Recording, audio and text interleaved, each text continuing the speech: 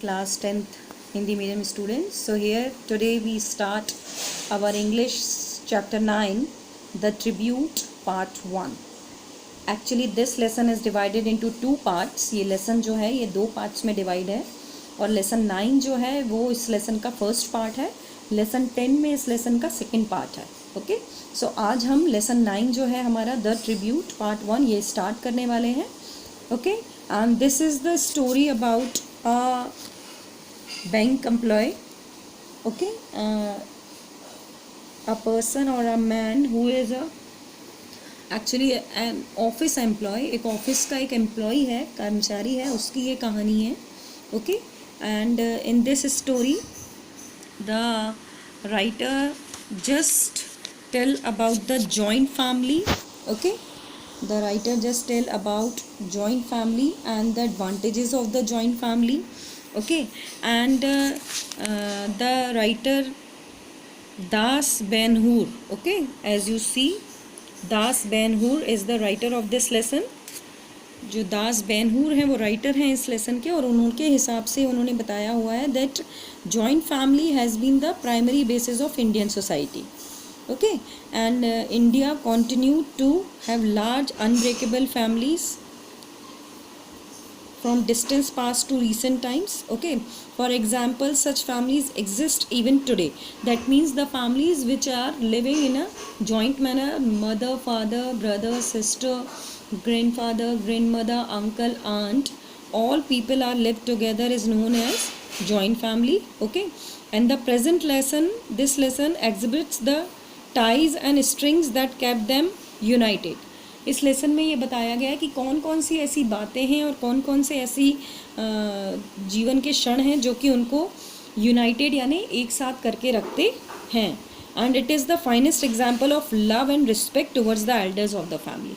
And in this lesson shows the love and respect towards the elder of our family. इस लेसन में प्यार और आदर बड़ों के लिए कैसा होना चाहिए और क्या होता है ये बताया गया है. Okay, so the writer of this lesson, as I told you, was Das Ben-Hur.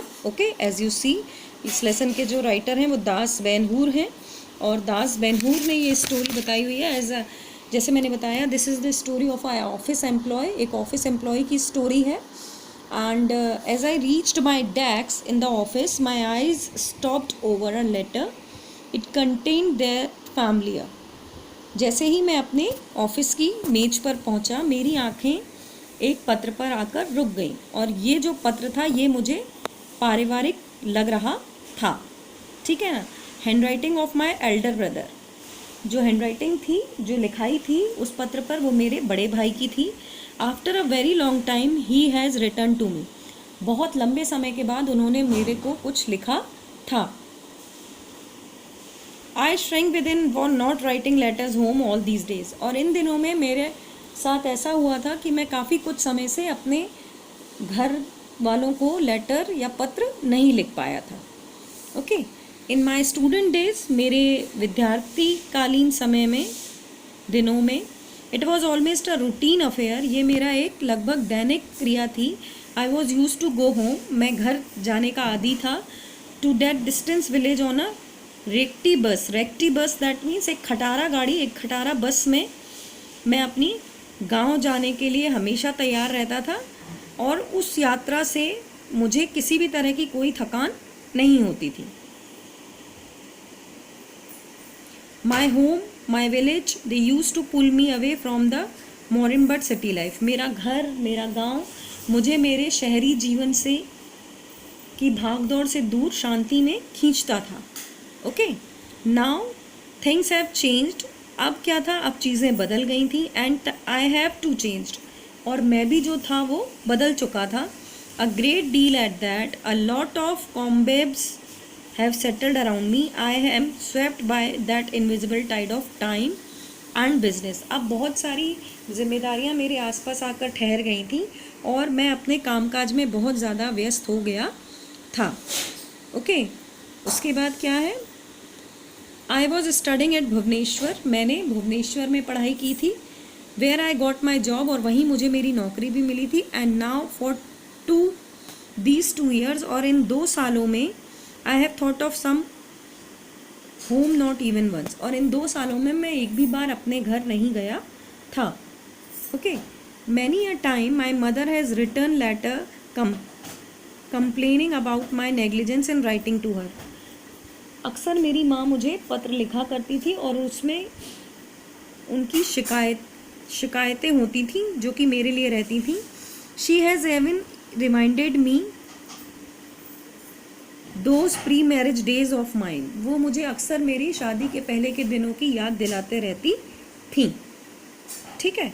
Yet I have never been able to break those standards of complacency which have coiled around me. I have kept quiet to prove that I am busy and now she does not complain. परंतु वो शायद ये चीज़ समझ गई थी और मैंने उनकी सारी चीज़ों को, सारी कही गई शिकायतों को तोड़ते हुए ये उन्हें फील करा दिया था, ये एहसास करा दिया था कि मैं वाकई में बहुत ज़्यादा व्यस्त हो गया हूँ और उन्होंने कंप्लेन करना, शिकायत करना बंद कर दिया था.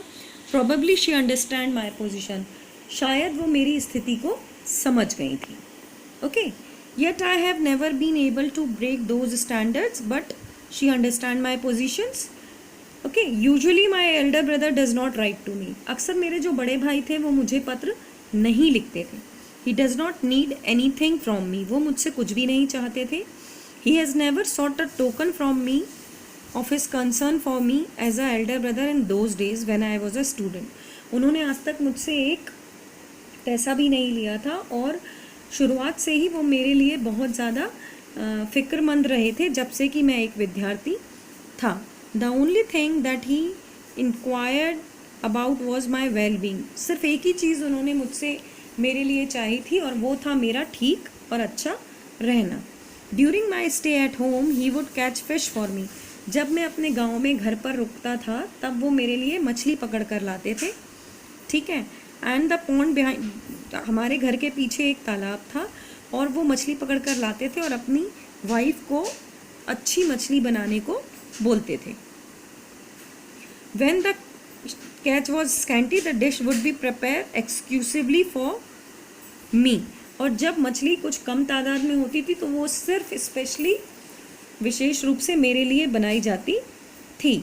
He would say to his wife, वह अपनी पत्नी से कहते थे, You must make the fish dish as delicious as possible. तुम व्यंजन को जितना हो सके उतना स्वादिष्ट बनाओ. और मस्टर्ड पेस्ट में मतलब कि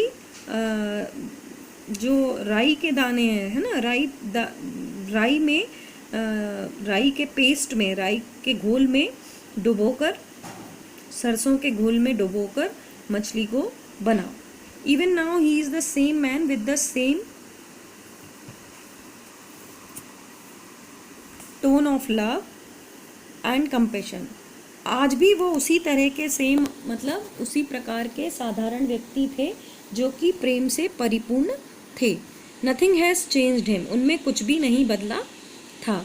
हिज 7 चिल्ड्रंस, उनके 7 बच्चे, फादर मदर, माता पिता, कैटल मवेशी, फील्ड्स खेत और हाउस होल्ड रिस्पॉन्सिबिलिटीज़ और घर की जिम्मेदारियाँ. He is the same my elder brother. वो आज भी मेरे वैसे ही पहले के जैसे बड़े भाई थे. I handled the letter carefully. मैंने उस पत्र को बहुत सावधानी से रखा. He had asked me to come home. उन्होंने उस पत्र में मुझे घर आने के लिए कहा था. Some feud had cropped up. कुछ गड़बड़ घर में हुई थी. The 2 sister in law has quarrelled. दोनों देवरानी जेठानी के बीच में लड़ाई हुई. Our paddy fields, the cottages and all the movables and immovables were to be divided into 3 parts among. उस पत्र में ये लिखा था कि हमारी जितनी भी संपत्ति है, अचल अचल संपत्ति है, मवेशी हैं, ज़मीन है, उन सभी का बंटवारा 3 भागों में होना है. माई प्रेजेंस वॉज इंडिस्पेंसिबल. और मेरी उपस्थिति वहाँ पर अनिवार्य है. ये उस पत्र में लिखा हुआ था. It was my second brother who was so particular and adamant about the division. He wanted it at any cost. जो मेरे दूसरे भाई थे उन्होंने ही बंटवारे की इच्छा जाहिर की थी और वो बंटवारा किसी भी कीमत पर चाहते थे. I finished reading the letter. मैंने उस पत्र को पढ़ना ख़त्म किया, समाप्त किया. पढ़कर समाप्त किया। अ कोल्ड स्वेट्स ड्रेंच्ड मी, एक झुरझुरी अंदर से एक कंपन मुझे महसूस हुआ। आई फेल्ट हेल्पलेस, मैं अपने आप को असहाय महसूस कर रहा था और अनाथ महसूस कर रहा था। एक बहुत बड़ी निराशा मुझे बहुत देर तक घेरे रही। A sort of despair haunted me for a long time. Quite relentlessly I tried to drive them away, yawning helplessly in a chair.